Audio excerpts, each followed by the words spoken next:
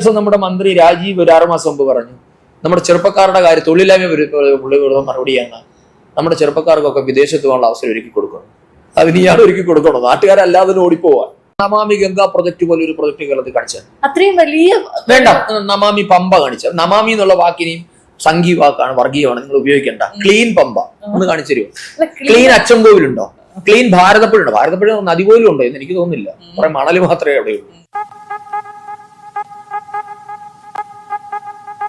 ചെറുപ്പക്കാർക്ക് ഇപ്പോ രാഷ്ട്രീയത്തിലേ താല്പര്യമില്ല. ഇനി അവരോട് തന്നെ വീണ്ടും BJP എന്ന് പറഞ്ഞു കഴിഞ്ഞാൽ ഒട്ടുമേ താല്പര്യമില്ല. കുറച്ച് മാറി നിൽക്കുമോ എന്ന് പേടിക്കുന്ന ഒരുപാട് ചെറുപ്പക്കാരെ ഞാൻ കണ്ടിട്ടുണ്ട്.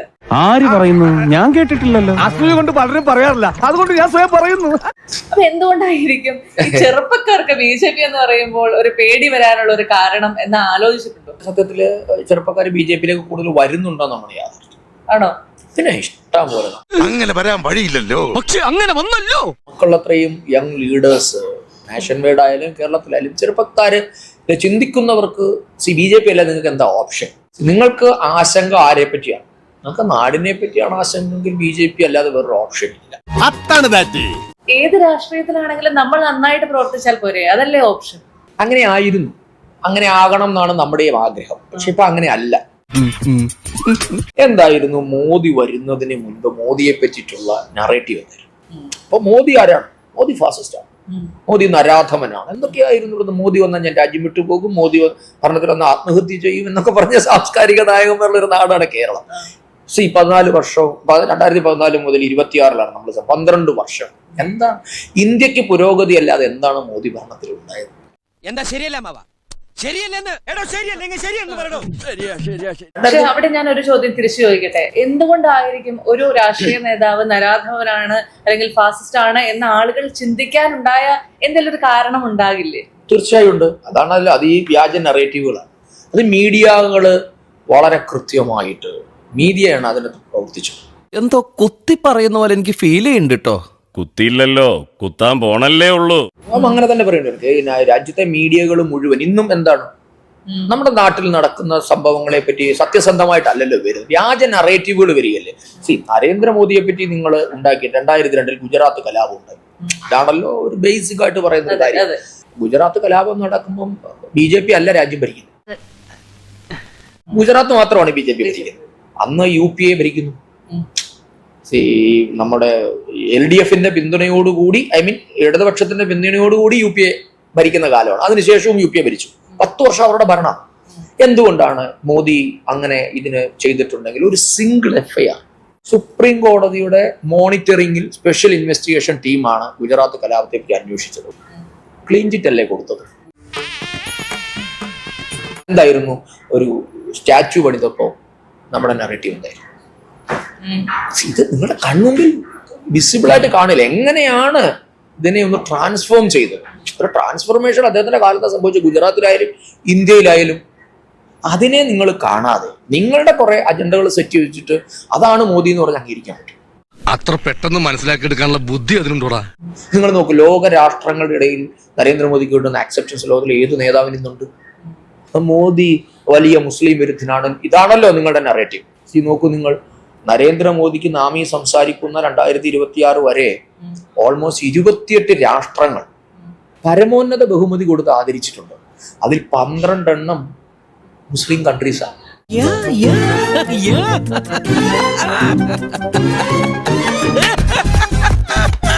2014 മോദി വരുമ്പോൾ ഇന്ത്യയുടെ അവസ്ഥ എന്തായിരുന്നു?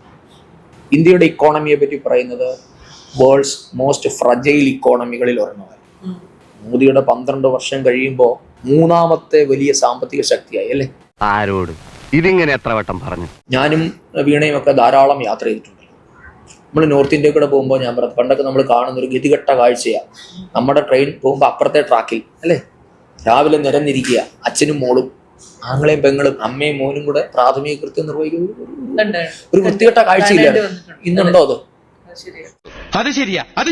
എന്തുകൊണ്ട് 60 വർഷം ഭരിച്ചിട്ട് ചിന്തിക്കാൻ ഒരു ഭരണാധികാരി? ആദ്യമായിട്ട് ഇവിടെ നമുക്ക് കക്കൂസ് എന്ന് കേൾക്കുമ്പോൾ എന്ത് അയ്യേന്നാണ് അല്ലെ, എന്തോ ഒരു വൃത്തികെട്ട സാധനത്തെ പറ്റി പറയും. ഇതില്ലാത്തവനെ അതിന്റെ ബുദ്ധിമുട്ട് അറിയുള്ളൂ അല്ലെ? 100% ഞാൻ യോജിക്കുന്നു. നമ്മൾ ഇന്ത്യയിൽ നിന്ന് കേരളത്തിലേക്ക് വന്നു കഴിഞ്ഞാൽ ഈ പറയുന്ന പ്രശ്നങ്ങൾ, അതായത് ടോയ്ലറ്റുകൾ ഇല്ലാത്ത കേരളം ഉണ്ടായിട്ടുണ്ടോ? ഇല്ല. കാരണം അതുപോലെ പെൺകുട്ടികളെ ഭ്രൂണഹത്യ ചെയ്തുകൊണ്ടിരുന്ന ഒരു കേരളം ഉണ്ടായിട്ടുണ്ടോ? ഇല്ല. അപ്പൊ അങ്ങനെയുള്ള പ്രശ്നങ്ങളൊന്നും കേരളത്തിനെ സംബന്ധിച്ച് ബാധിച്ചിരുന്നില്ല. സത്യം പറഞ്ഞാൽ ഇന്ത്യയിൽ നിന്ന് മറ്റൊരു രാജ്യം പോലെ മാറി നിന്നിരുന്ന ഒരു സംസ്ഥാനമല്ലായിരുന്നോ കേരളം? നമ്മളിപ്പോ കേരളത്തിൽ എന്തെങ്കിലും നന്മയുണ്ടെങ്കിൽ എന്തോ ഇടതുപക്ഷക്കാരന്റെ തറവാട്ടി ഒരിക്കലുമല്ല. നാട്ടിലെല്ലായിടത്തും സൂപ്പർ സ്പെഷ്യാലിറ്റി ആശുപത്രി ഉണ്ടാകുന്നതാണ് വികസനവും തെറ്റിദ്ധരിച്ചതാണ് മലയാളിയുടെ കുഴപ്പം. നിങ്ങളുടെ നാട്ടിൽ ക്യാൻസർ രോഗികൾ പെറ്റുവരുന്നു, കൂണുപോലെ ക്യാൻസർ രോഗികൾ ഉണ്ടാകും. അതിന് നിങ്ങൾ കാണുന്ന പരിഹാരം, ഇമ്മീഡിയറ്റ് പരിഹാരം, നിങ്ങൾ ഇപ്പൊ ഷോർട്ട് ടൈം പരിഹാരമാണ് എന്താ? ക്യാൻസർ കെയർ സെന്ററുകൾ വേണം. ദാറ്റ്സ് എ ഷോർട്ട് ടേം ലക്ഷ്യം മാത്രമേ ആവുന്നുള്ളൂ. നിങ്ങളുടെ ലോങ് ടൈം എന്താണ് വേണ്ടത്? ക്യാൻസർ ഇല്ലാതാക്കാനുള്ള, ക്യാൻസർ വരാനുള്ള സാഹചര്യം കുറയ്ക്കുക. അപ്പൊ നിങ്ങൾ എന്ത് ചെയ്യണം? പ്യുവർ ഫുഡ് കൊടുക്കണം, പെസ്റ്റിസൈഡ് ഇല്ലാത്ത ഫുഡ് കൊടുക്കണം, നിങ്ങളുടെ എൻവയോൺമെന്റ് ക്ലിയർ ആക്കണം. ഇതൊക്കെ ആരുടെ ചുമതലയാ? അവിടാണ് ഭരണാധികാരിയുടെ ചുമതല. അപ്പടി കിട്ടിയോ? ഇതിലേക്ക് കൊണ്ടുപോകുന്നവനാണ് ഭരണാധികാരി. അല്ലാതെ രോഗി ഉണ്ടായി നിനക്ക് അതിന് ആശുപത്രി തന്നിട്ടുണ്ട്, ഇത് പറയാൻ ഏത് പൊട്ടണം പറ്റും? ഞാനും വീണയും കഴിക്കുന്ന ഫുഡിനകത്തെ പെസ്റ്റിസൈഡ്സിന്റെ അളവ് ആര് ഉറപ്പുവരുത്തുന്നു? അതിനകത്ത് ഭരണകൂടത്തിന്, സ്റ്റേറ്റിന് ഒരു ചുമതലയില്ലേ? അങ്ങനെയാണെങ്കിൽ ഇപ്പൊ നമ്മൾ ആലപ്പുഴയിലിരുന്ന് സംസാരിക്കുമ്പോൾ നമ്മുടെ നദീതടങ്ങൾ മലിനമാകുന്നെന്ന് പറയുമ്പോൾ നമ്മുടെ ഗംഗാ നദിയെ കുറിച്ച് ആലോചിച്ച് കഴിഞ്ഞാൽ അവിടെയും അതീവ മലിനമായിട്ടല്ലേ? അതിനു വേണ്ടിയിട്ടാണല്ലോ നമാമി ഗംഗാ പ്രോജക്ട് ഇപ്പൊ ഇങ്ങനെയോടും ചെല്ലാം. അങ്ങനെ നോക്കിക്കഴിഞ്ഞാൽ നമ്മൾ ഇവിടെയും അങ്ങനെയുള്ള നടക്കുന്നുണ്ടെങ്കിൽ ഗുഡ്, നമുക്ക് അതിനകത്ത് സന്തോഷമേ ഉള്ളൂ എന്നുള്ളതാണോ? നമാമി ഗംഗാ പ്രൊജക്ട് പോലെ ഒരു പ്രൊജക്ട് കേരളത്തിൽ കാണിച്ചത് അത്രയും വലിയ വേണ്ട.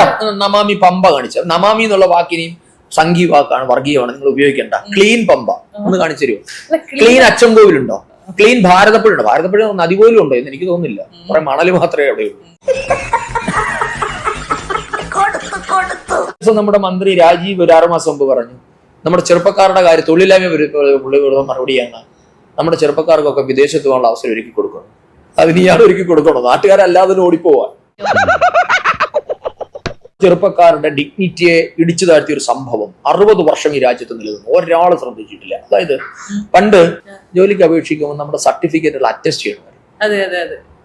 ആര് അറ്റസ്റ്റ് ചെയ്യണമായിരുന്നു? ഗസറ്റഡ് ഓഫീസർ അറ്റസ്റ്റ് ചെയ്യണം. വൈ? എന്തിന്? അതൊരു ആധികാരികത ആണ്. അപ്പൊ എന്ന് പറഞ്ഞാൽ വീണ കള്ളിയാണെന്ന് സ്റ്റേറ്റ് പറയാണ്.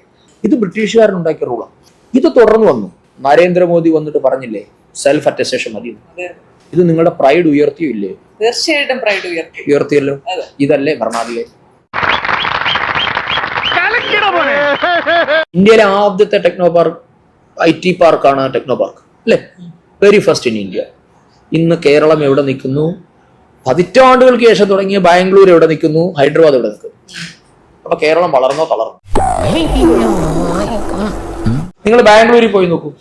അവിടെ ടെക്കികളായിട്ട് 1 ലക്ഷം പേരുണ്ടെങ്കിൽ 10,000 പേരുണ്ടെങ്കിൽ ഞാൻ ബെറ്റ് വെക്കുന്ന 8,000 പേര് മലയാളികൾ ആണോ അല്ലേ? ഇവർ ഈ കുഞ്ഞുങ്ങൾ ഇവിടെ പണിയെടുക്കേണ്ടവരല്ലേ?